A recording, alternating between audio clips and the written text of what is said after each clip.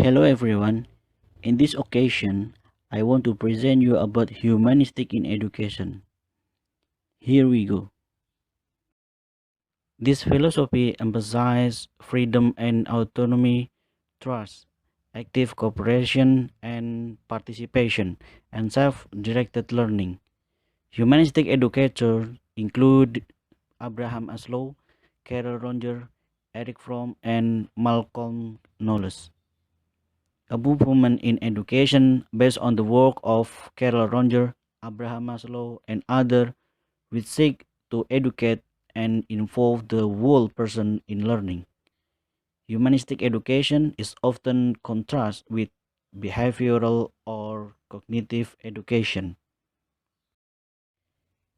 According to Brian Stephenson, humanistic education is not an education in the humanities.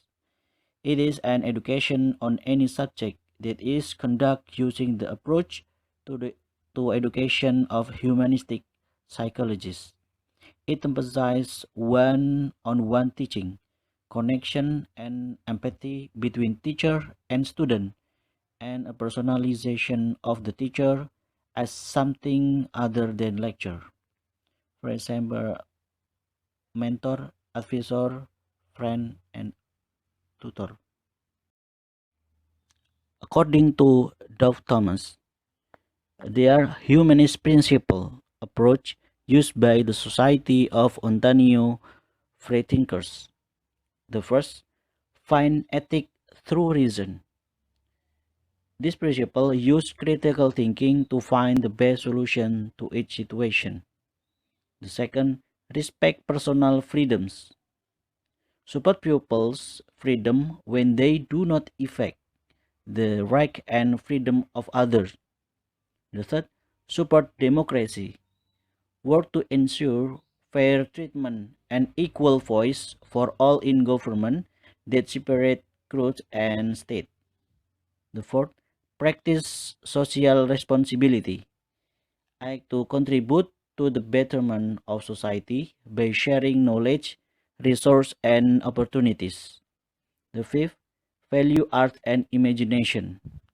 Appreciates the contribution both make to the enhance of our culture.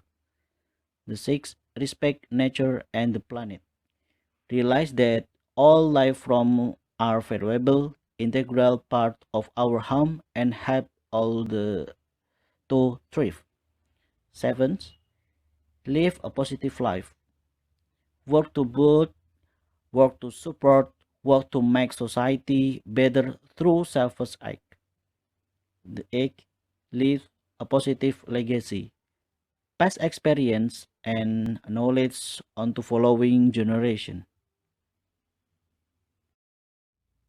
It is being realized of late that humanistic approach to education can be one good step forward that will help in overcoming the long-standing anarchy situation in the education system in particular and the society in general.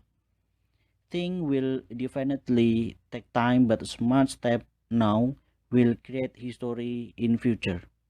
Humanistic approach to education should start right at the elementary level to align the student on education track and the student understand the very purpose of educating self things will start moving on the right track. According to Geek and Berliner, 1991, there are five basic objectives of the humanistic view of education. The first is promote positive self-direction and independence. Development of the regulatory system. The second is develop the ability to take responsibility for what is learned. This is regulatory and effective system. The third, develop creativity, divergent thinking aspect of cognition. The fourth, curiosity, exploratory behavior, a function of imbalance or dissonance in any of the system. The fifth, an interest in the art, primarily to develop the affective or emotion system. According to Geek and Berliner 1991, there are five basic principles of humanistic in education. The first is student learning should be self-directed. Students should be able to choose what they want to learn. Humanistic teachers believe that students will be motivated to learn a subject if it's something they need and want to know. The second, school should produce students who want and know how to learn.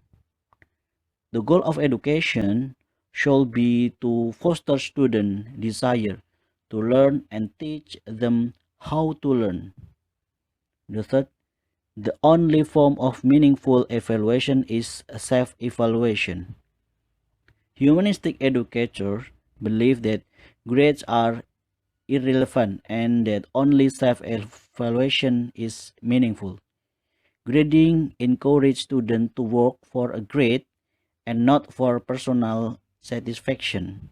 In addition, humanistic educators are opposed to objective tests because they test a student's ability to memorize and do not provide sufficient educational feedback to the teacher and student.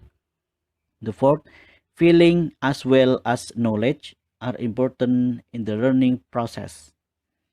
Humanistic educators believe that both feeling and knowledge are important to the learning process.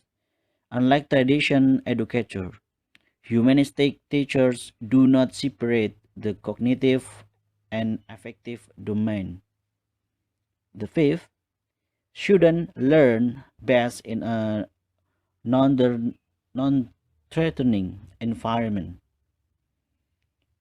Humanistic educators insist that schools need to provide students with a non-threatening environment so that they will feel secure to learn.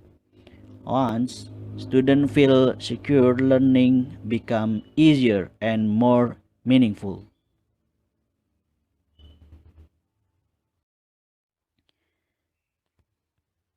Following the path of humanism in education, feel one can be very much be assured that what we have lost among students and teachers in the present education, like ethical and moral values, moral and tolerance among students, will be restored.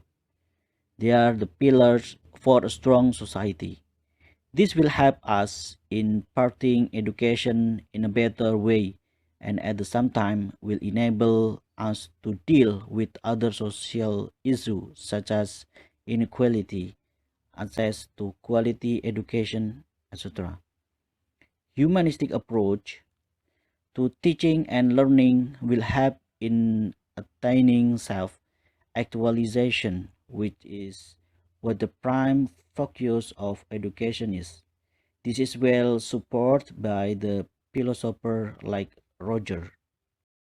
Humanistic education is the need of the hour seeing the deteriorating condition of the education everywhere in the world.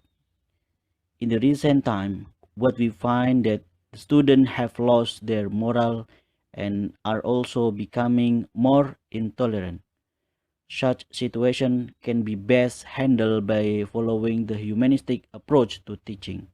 In summary, the purpose of humanistic education is to provide a foundation for personal growth and development so that learning will continue throughout life in a self-directed manner.